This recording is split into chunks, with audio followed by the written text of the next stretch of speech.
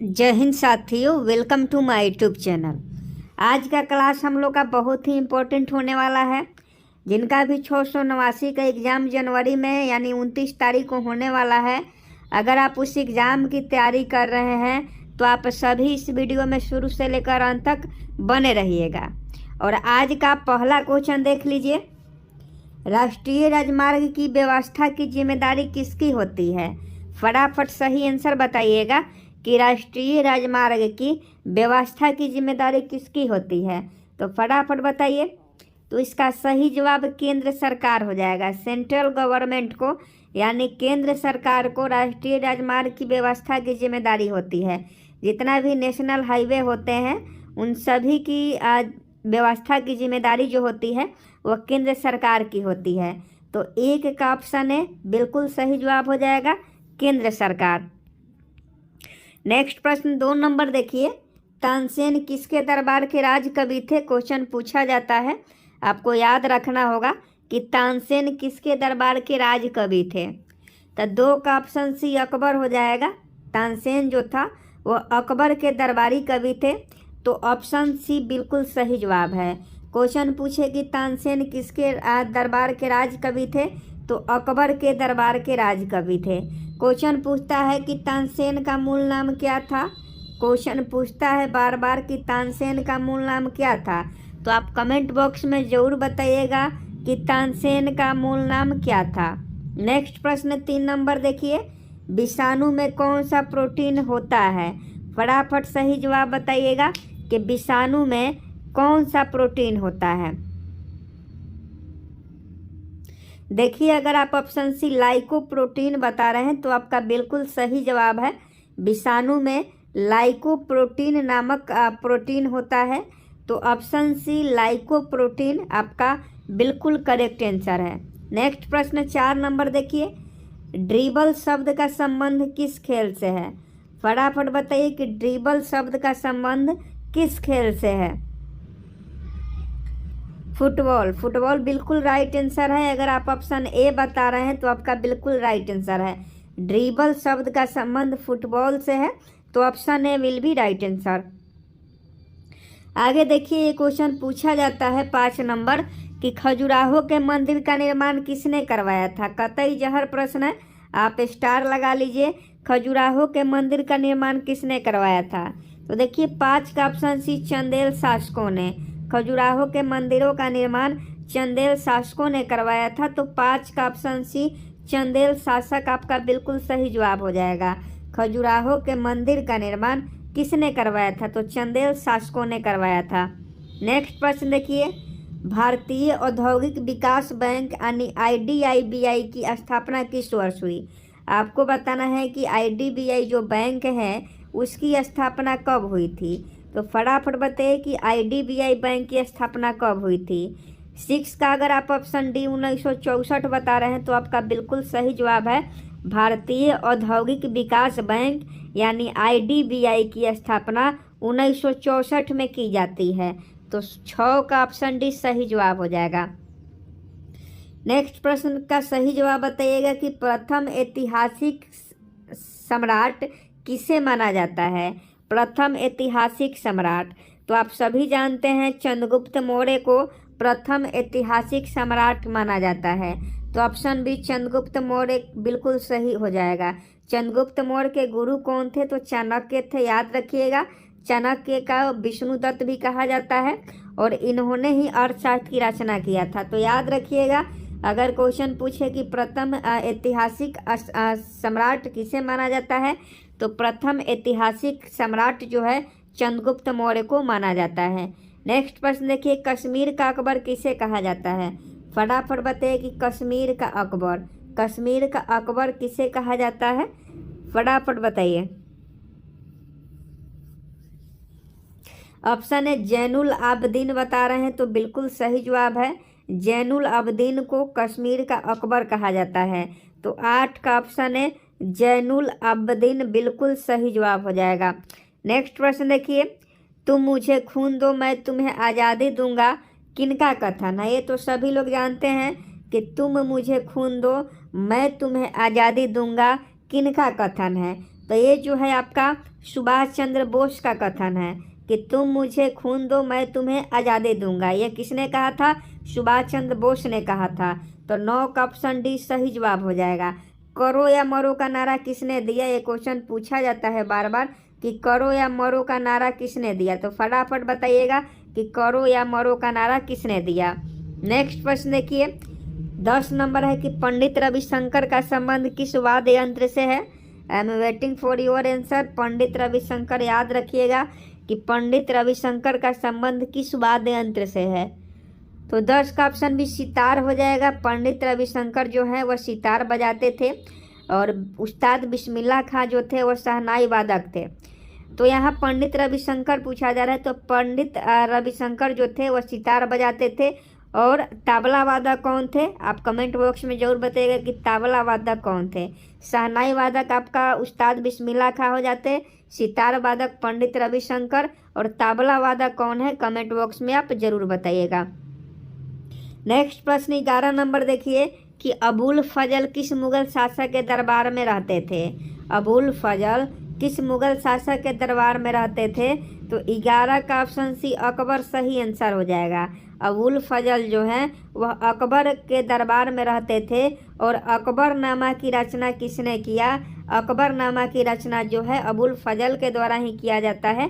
तो ये सभी बातें याद रखिएगा। पर देख लीजिए कि पंजशीर घाटी किस देश में स्थित है? पंजशीर घाटी किस देश में स्थित है? तो इसका सही जवाब अफगानिस्तान हो जाएगा। पंजशीर घाटी जो है वह अफगानिस्तान में स्थित है। तो 12 का ऑप्शन डी सही जवाब हो जाएगा। आगे देखिए कि जीवों के अवशेषों का आयु का निर्धारण किस विधि के द्वारा किया जाता है? जीवों के अवशेषों का आयु का निर्धारण किस विधि के द्वारा किया जाता है?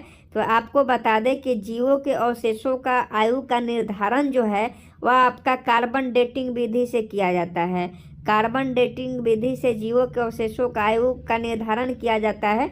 तो 13 का ऑप्शन है कार्बन डेटिंग विधि आपका बिल्कुल राइट आंसर हो जाएगा। नेक्स्ट प्रश्न 14 नंबर देख लीजिए, लोथल बंदरगाह का संबंध किस सिंधु सभ्यता से है? किस सभ्यता से है पूछा जा रहा है कि लोथल बंदरगाह का संबंध किस सभ्यता से है। तो देखिए लोथल जो है, लोथल आपका गुजरात में है। लोथल किस जगह है? गुजरात में है और यह सिंधु घाटी सभ्यता से संबंधित है। लोथल बंदरगाह का संबंध किस सभ्यता से है? तो सिंधु घाटी सभ्यता से है। अगला प्रश्न देखिए कि राष्ट्रीय होम्योपैथी संस्था कहाँ स्थित है? राष्ट्रीय होम्योपैथी संस्था कहाँ स्थित है? तो 15 का ऑप्शन भी कोलकाता हो जाएगा। राष्ट्रीय होम्योपैथी संस्था जो है वो कोलकाता में स्थित है। नेक्स्ट प्रश्न देखिए, 3 सेकेंड नियम का संबंध किस खेल से है? 3 सेकेंड, तो ये जो नियम होता है यह आपका बास्केटबॉल में होता है। 3 सेकेंड का नियम बास्केटबॉल में होता है। तो इसका सही जवाब ऑप्शन है बास्केटबॉल हो जाएगा। आगे देखिए, जीवन बीमा निगम LIC की स्थापना किस वर्ष हुई थी? लाइफ क्या होता है? LIC, जिसे जीवन बीमा निगम हम लोग कहते हैं। तो LIC की स्थापना किस वर्ष हुई थी आपको बताना है। तो 17 का सही जवाब ऑप्शन भी हो जाएगा 1956 ईस्वी। 1956 ईस्वी आपका बिल्कुल सही जवाब हो जाएगा। LIC की स्थापना कब हुई थी? 1956 ईस्वी में हुई थी। लाइफ इंश्योरेंस क्या होता है? LIC का फुल फॉर्म आप लोग कमेंट बॉक्स में जरूर बताइएगा, क्वेश्चन पूछ देता है कभी का। नेक्स्ट प्रश्न देखिए, ग्रैमी अवार्ड किस क्षेत्र में दिया जाता है? फटाफट सही जवाब बताइएगा कि ग्रैमी अवार्ड किस क्षेत्र में दिया जाता है। तो देखिए ग्रैमी अवार्ड जो है वह संगीत के क्षेत्र में दिया जाता है। याद रखिएगा, संगीत के क्षेत्र में कौन सा अवार्ड दिया जाता है? ग्रैमी अवार्ड दिया जाता है। ऑप्शन सी सही जवाब हो जाएगा। भारत में डाक सेवा की शुरुआत किस वर्ष हुई थी? ये भी क्वेश्चन याद रखिएगा कि भारत में डाक सेवा की शुरुआत किस वर्ष हुई थी। तो इसका सही जवाब 1960 हो जाएगा। भारत में डाक सेवा की शुरुआत कब हुई थी? 1960 ईस्वी में हुई थी। नेक्स्ट प्रश्न देख लीजिए, UNO की संस्था यूनिसेफ का संबंध किससे है? तो देखिए UNO की स्थापना 24 अक्टूबर 1945 को होती है और हर साल हम लोग 24 अक्टूबर को संयुक्त राष्ट्र दिवस मनाते हैं। यूएनओ का मुख्यालय कहाँ है, आप कमेंट बॉक्स में ज़रूर बताइएगा। और यूएनओ की ही संस्था एक है यूनिसेफ। यूनिसेफ का संबंध किससे है आपको यही बताना है। तो देखिए यूनिसेफ का जो संबंध है वो बच्चों से है, ये बच्चों के हित के लिए काम करता है। तो यूनिसेफ जो है वो बच्चों से संबंधित है। आगे देखिए नेक्स्ट प्रश्न 21 नंबर है कि डाउन सिंड्रोम से पीड़ित व्यक्ति में कितने गुणसूत्र होते हैं। जो डाउन सिंड्रोम से पीड़ित व्यक्ति होते हैं उनमें कितने गुणसूत्र होते हैं, तो उनमें 47 गुणसूत्र होते हैं, मतलब एक गुणसूत्र की संख्या बढ़ जाता है। तो डाउन सिंड्रोम से पीड़ित व्यक्ति में 47 गुणसूत्र होते हैं। नेक्स्ट प्रश्न देख लीजिए, उत्तरी ध्रुव पर झंडा फहराने वाली पहली महिला कौन थी। क्वेश्चन पूछा जाएगा, याद रखिएगा कि उत्तरी ध्रुव पर झंडा फहराने वाली पहली महिला कौन थी। तो इसका सही जवाब ऑप्शन है प्रीति सेन गुप्ता। प्रीति सेन गुप्ता आपका बिल्कुल सही जवाब हो जाएंगी। प्रीति सेन गुप्ता आपका बिल्कुल राइट आंसर है कि उत्तरी ध्रुव पर झंडा फहराने वाली पहली महिला कौन थी, तो प्रीति सेन गुप्ता थी। नेक्स्ट प्रश्न देख लीजिए 23 नंबर की मुक्ति बोध के नाम से कौन जाना जाते हैं। मुक्ति बोध के नाम से कौन जाने जाते हैं, बहुत इंपॉर्टेंट क्वेश्चन है। तो आप लोग कमेंट बॉक्स में इस प्रश्न का सही जवाब देने का प्रयास कीजिए कि मुक्ति बोध के नाम से कौन जाने जाते हैं। देखिए इसका सही जवाब गजानंद माधव जी हो जाएंगे। गजानंद माधव जी मुक्ति बोध के नाम से जाने जाते हैं। तो ऑप्शन बी गजानंद माधव आपका बिल्कुल सही जवाब हो जाएगा। नेक्स्ट प्रश्न देखिए, भारतीय प्रतिभूति एवं विनिमय बोर्ड जिसे हम लोग सेबी कहते हैं, तो सेबी की स्थापना किस वर्ष हुई थी। आप कमेंट बॉक्स में बताइए कि सेबी की स्थापना किस वर्ष हुई थी। ये क्वेश्चन आपके एग्जाम में पूछा जाता है कि सेबी की स्थापना, नाबार्ड की स्थापना। तो सेबी की स्थापना अगर पूछे तो क्या बताइएगा, तो उसका सही जवाब 1988 बताइएगा। सेबी की स्थापना 1988 में की गई थी। तो ऑप्शन डी 1988 सही जवाब हो जाएगा। नेक्स्ट प्रश्न 25 नंबर देख लीजिए, लोकहितवादी के रूप में किसे जाना जाता है। फटाफट सही जवाब बताइएगा कि लोकहितवादी के रूप में किसे जाना जाता है। तो 25 का ऑप्शन बी सही जवाब हो जाएगा, गोपाल हरि देशमुख को। गोपाल हरि देशमुख को लोकहितवादी के रूप में जाना जाता है। तो ऑप्शन बी सही जवाब हो जाएगा। अरावली की पहाड़ियाँ कहाँ स्थित है, क्वेश्चन बहुत बार पूछता है। अरावली पर्वत की श्रेणी में आती है। अरावली की पहाड़ियाँ कहाँ स्थित है, ये क्वेश्चन बार बार अरावली पर्वतमाला से संबंधित पूछता ही है। तो याद रखिएगा, अगर अरावली की पहाड़ियाँ पूछे कि अरावली की पहाड़ियाँ किस राज्य में स्थित है, तो ये आपका राजस्थान में स्थित है। राजस्थान में अरावली की पहाड़ियाँ जो है स्थित है। डिडवान झील कहाँ स्थित है। डिडवान झील कहाँ स्थित है, फटाफट बताइएगा कि डिडवान झील कहाँ स्थित है। तो देखिए ये भी जो है राजस्थान में ही है। अरावली की पहाड़ी राजस्थान में है, डिडवान झील जो है राजस्थान में ही है। तो 27 का option D will be right answer हो जाएगा। अभी तक आप इस वीडियो को लाइक नहीं किए हैं तो रिक्वेस्ट है कि सभी लोग वीडियो को लाइक कर दें। और जितने भी हमारे साथी हैं जो बिहार पुलिस की तैयारी कर रहे हैं, वो सभी चैनल को सब्सक्राइब कर बेल आइकन को प्रेस कर देंगे, ताकि जब भी क्लास हो उनके पास नोटिफिकेशन जाए और वह क्लास में पार्टिसिपेट हो पाए। तो चैनल को सब्सक्राइब कर बेल आइकन को प्रेस जरूर कर लीजिएगा। आगे देखिए 28 नंबर कि प्रथम ओलंपिक पदक विजेता भारतीय खिलाड़ी कौन है। आपको बताना है कि ओलंपिक में सबसे पहले किस भारतीय ने पदक जीता था। तो देखिए ओलंपिक में सबसे पहले केडी जाधव, अभिनव बिंद्रा नहीं हो जाएंगे। यहाँ प्रथम पूछा जाए ओलंपिक पद विजेता भारतीय खिलाड़ी, तो केडी जाधव जी हो जाएंगे प्रथम ओलंपिक पदक विजेता भारतीय खिलाड़ी कौन है, तो केडी जाधव जी बिल्कुल सही जवाब हो जाएगा। नेक्स्ट प्रश्न देख लीजिए। नेक्स्ट प्रश्न 29 नंबर है कि एक नॉटिकल मील यानी जिसे हम लोग समुद्री मील कहते हैं, तो एक नॉटिकल मील कितने किलोमीटर के बराबर होता है। तो याद रखिएगा, एक समुद्री मील पूछे या एक नॉटिकल मील पूछे, ये जो होता है 1.852 किलोमीटर के बराबर होता है। 1.852 किलोमीटर के बराबर एक नॉटिकल मील यानी एक समुद्री मील होता है। अंतर्राष्ट्रीय न्यायालय की स्थापना किस वर्ष हुई थी, ये भी क्वेश्चन पूछा जाता है कि अंतर्राष्ट्रीय न्यायालय की स्थापना किस वर्ष हुई थी। इसका हेडक्वार्टर भी याद रखिएगा, मुख्यालय। क्वेश्चन पूछता है कि अंतर्राष्ट्रीय न्यायालय का मुख्यालय कहाँ है, और वही अंतर्राष्ट्रीय न्यायालय की स्थापना पूछा जाए तो अंतर्राष्ट्रीय न्यायालय की स्थापना 3 अप्रैल 1946 को होती है। 3 अप्रैल 1946 को अंतर्राष्ट्रीय न्यायालय की स्थापना होती है।